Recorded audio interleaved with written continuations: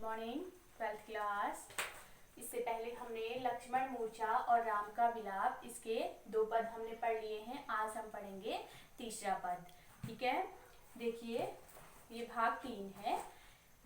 हमने कल कहाँ तक पढ़ा था? जथा पंख बिनु खग अति दीना, मणि बिनु फनी करिबर कर हीना। यानी अगर हे भाई मुझे तुम्हारे बिना जीना पड़े तो मेरी व्यथा कैसी हो जाएगी? पर जैसे पंख के बिना पक्षी की दशा हो जाती है और मणि के बिना सर्प की और सूंड के बिना हाथी की जो दशा हो जाती है, वैसे ही दशा मेरी भी हो जाएगी। असमम जीवन बंधु बिनु तो ही, जय जड़ जय देव जीवावो मोही। यानी मेरा भाग्य मुझे जीवित रखता है तो मेरी भी भाई के बिना ऐसी ही दशा हो जाएगी। तो हम आज इससे आगे पढ़ेंगे। जहऊं अवध कवन मुहलाई, नारी हेतु प्रिय भाई गवाई। यानी मैं अयोध्या किस मुंह से जाऊंगा, क्या मुंह लेकर जाऊंगा कि लोग मुझे कहेंगे कि पत्नी के लिए प्रिय भाई को मैंने क्या कर दिया है? गवा दिया है।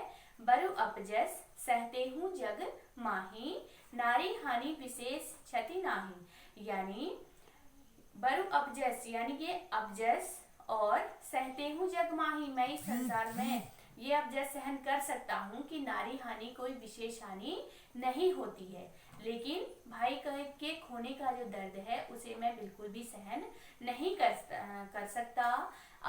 अब लोकु सोकु सुत तोरा। यानी यहाँ पर वो लक्ष्मण को कह रहे हैं कि हे पुत्र, अब मुझे ये अपयश और तुम्हारा भाई के खोने का शोक दोनों ही सहही निष्ठुर कठोर उर्मोरा। मेरा जो निष्ठुर और कठोर हृदय है वो दोनों ही सहन करेगा। पत्नी के खोने का अपयश और भाई को खोने का दुख दोनों ही मेरा कठोर हृदय सहन करेगा।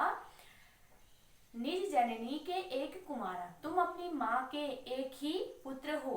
तात तासु तुम प्राण आधारा, और तुम अपने माता पिता के प्राणों के एकमात्र आधार हो। सौंपही मोही तुम ही गही पानी, सब विधि सुखद परम हित जानी। यानी मुझे तुम्हारे माता पिता ने सब प्रकार से सुखी जानकर और तुम्हारी रक्षक जानकर मुझे क्या किया था? तुम्हारा हाथ मेरे हाथ में सौंपा था। उतरु काह देहऊं तेहि जाई। हे भाई तुम उठकर उत्तर क्यों नहीं देते?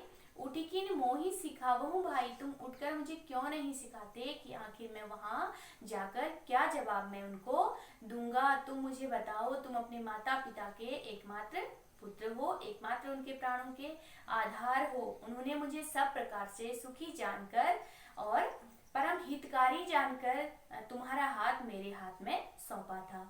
अब बहुविधि सोचत सोच विमोचन। यानी कष्ट से सबको छुड़ाने वाले श्री राम स्वयं अनेक प्रकार से सोचते हैं। स्त्रवत सलिल राजीव दल लोचन। यानी उनके सुंदर नेत्रों से, कमल के समान नेत्रों से अश्रु रूपी जलधारा बह रही है। उमा एक अखंड रघुराई। तब शिव पार्वती से कहते हैं कि हे उमा, श्री राम क्या है? वो अखंड हैं, रघुराई हैं। नर गति भगत कृपाल दिखाई, वो अपने भक्तों को नर लीला दिखा रहे हैं, वरना ऐसा कभी नहीं हो सकता कि उनके होते हुए भी उनके भाई को कोई हाथ भी लगा सकता है, कोई छू भी उनके सामने उनको नहीं सकता है। तो ये तो नर लीला दिखा रहे हैं। तो यहाँ पर अवधि भाषा है, छंद कौन सा है? चौपाई है। तो इसके आप अर्थ ग्रहण वाले प्रश्नोत्तर नोटबुक में लिखेंगे। जैसे इसमें विलाप करते करते राम की दशा का वर्णन कीजिए और जो लक्ष्मण है उनकी माता के दुख का कारण बताएं। तो ऐसे ही क्वेश्चन जो बनेंगे वो आप अपनी नोटबुक में लिखेंगे। ठीक है।